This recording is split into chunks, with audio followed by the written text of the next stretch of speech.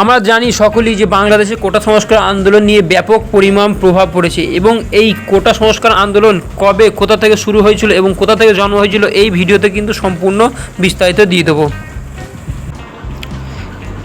বাংলাদেশ স্বাধীন হওয়ার পর সর্বপ্রথম 1972 সালে সরকারি চাকরির ক্ষেত্রে কোটা ব্যবস্থার প্রবর্তন করা হয়। সে সময় মেধা তালিকা 20% বরাদ্দ রেখে 40% জেলাভিত্তিক 30% বাংলাদেশের স্বাধীনতা সংগ্রামে অংশগ্রহণকারী মুক্তিযোদ্ধাদের পরিবারের সদস্যদের জন্য এবং 10% যুদ্ধে ক্ষতিগ্রস্ত নারীদের জন্য বরাদ্দ দেওয়া হয়। পরবর্তী সময়ে বেশ কয়েকবার এই কোটা ব্যবস্থাটি পরিবর্তন করা হয়। বর্তমানে বাংলাদেশের বিভিন্ন সরকারি চাকরির ক্ষেত্রে 55%-এর বেশি কোটা রয়েছে, যার মধ্যে মুক্তিযোদ্ধা কোটা 30%, জেলাভিত্তিক কোটা 10% ও নারীদের জন্য 10% এবং ক্ষুদ্র ও নৃগোষ্ঠীর জন্য 5%। তবে নিয়ম অনুসারে এসব কোটায় যোগ্য প্রার্থী না পাওয়া গেলেও 1% প্রতিবন্ধীদের জন্য বরাদ্দ রয়েছে।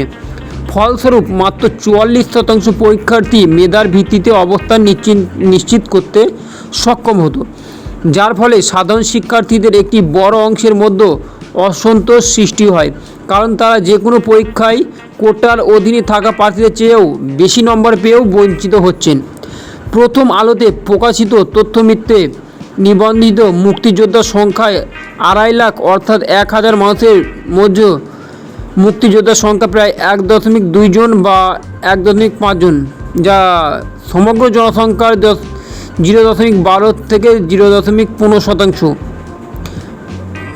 বা 0.12% মুক্তিযোদ্ধার জন্য কোটার পরিমাণ 30%, যা হাজারে রূপান্তর করলে দেখা যায় 1000 জনতার মাঝে 1 থেকে 1.5 জন। মুক্তিযোদ্ধার জন্য কোটার পরিমাণ 300। গণপ্রজাতন্ত্রী বাংলাদেশের সংবিধানে 19 ও 29 অনুচ্ছেদের সমূহে চাকরির ক্ষেত্রে সকল নাগরিকদের সমান ও সুযোগের কথা বলা হয়েছে। 2018 বাংলাদেশের কোটা সংস্কার আন্দোলন ছিল বাংলাদেশের সব ধরনের চাকরির ক্ষেত্রে কোটার ভিত্তিতে নিয়োগের প্রচলিত ব্যবস্থার সরকারের দাবিতে সংগঠিত একটি আন্দোলন। 1972 সাল থেকে চালু হওয়া কোটা ব্যবস্থার সংস্কারের দাবিতে চাকরি প্রত্যাশী ও সাধারণ শিক্ষার্থীরা বাংলাদেশের সাধারণ ছাত্র অধিকার সংরক্ষণ পরিষদের নেতৃত্বে 2018 সালের জানুয়ারি থেকে ধারাবাহিকভাবে বিক্ষোভ ও মানববন্ধন কর্মসূচি পালন করে।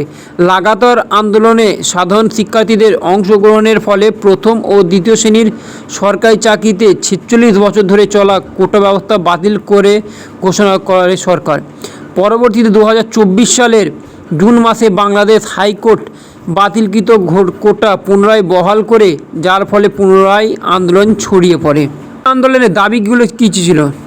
কোটা ব্যবস্থার 5টি দাবি দিয়ে চাকরি প্রত্যাশীরা আন্দোলন করছেন। চাকরির ক্ষেত্রে কোটা ব্যবস্থার 5টি দাবি নিয়ে চাকরি প্রত্যাশীরা আন্দোলন করছেন। দাবিসমূহ হলো: সরকারি চাকরির ক্ষেত্রে বর্তমান কোটা 56% থেকে 10% করা, কোটায় যোগ্য প্রার্থী পাওয়া না গেলে মেধা তালিকা থেকে শূন্য পদে নিয়োগ দেওয়া, সরকারি চাকরিতে সবার জন্য অভিন্ন বয়সসীমা নির্ধারণ, কোটায় কোনো ধরনের বিশেষ পরীক্ষা না রাখা, চাকরি নিয়োগ পরীক্ষায় একাধিকবার কোটার সুবিধা ব্যবহারের সুযোগ বন্ধ করা। এটাই ছিল কোটা আন্দোলনকারীদের সরকারের কাছে দাবি।